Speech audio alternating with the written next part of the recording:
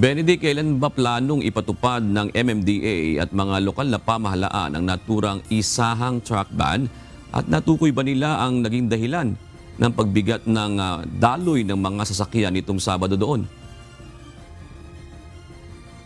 Magandang gabi, Jude. Sa pagpupulong kanina ng MMDA kasama ang mga lokal na pamahalaan ng Marikina, Pasig, Cainta at Antipolo ay napagkasunduan nila na magsagawa muna ng ocular inspection dito nga sa Marcos Highway bago gawin yung panukala.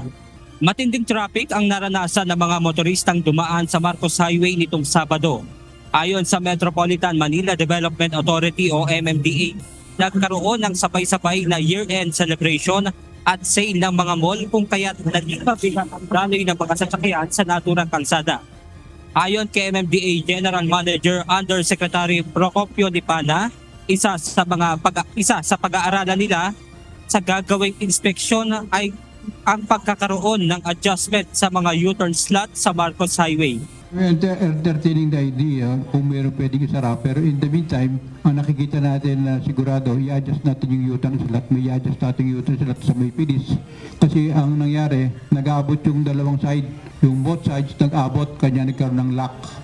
And also, ngayon, pinalitan na natin ng plastic barrier instead na concrete barrier para kung talagang magkakaroon ng gridlock, we can open the intersection and manage the traffic. Napagkasunduan din ng MMDA at LGUs ang pagpapatupad ng panguhuli ng mga sagabal sa kalsada.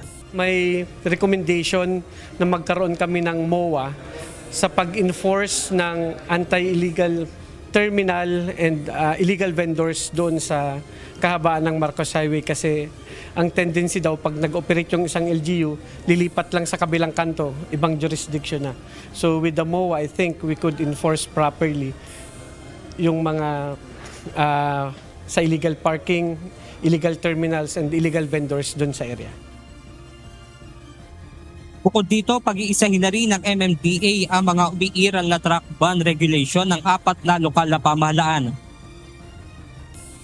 Hopefully, we could implement that the soonest possible time and we will draft the MOA now para at least willing naman ho ang lahat ng LGUs concerned na magkaroon ng uniform truck ban hours doon sa kahabaan ng Marcos Highway. Kasi for the next few days, mas mararamdaman natin yung pagdami ng volume ng vehicles, hindi lamang sa EDSA but sa other major thoroughfares. That's why isa ho yan sa aming priority na magkaroon na ng mga adjustment and engineering interventions to address the worsening issues on traffic sa area na yun. Yung dagdag pa nga ng MMDA na magdadagdag sila ng mga tauhan na pagbabantay dito sa Marcos Highway, partikular na nga dito sa mga U-turn slots. At yan ng ating update mula rito sa Marikina City. Balik sa inyo dyan, Jude. Maraming salamat, Benedict Samson.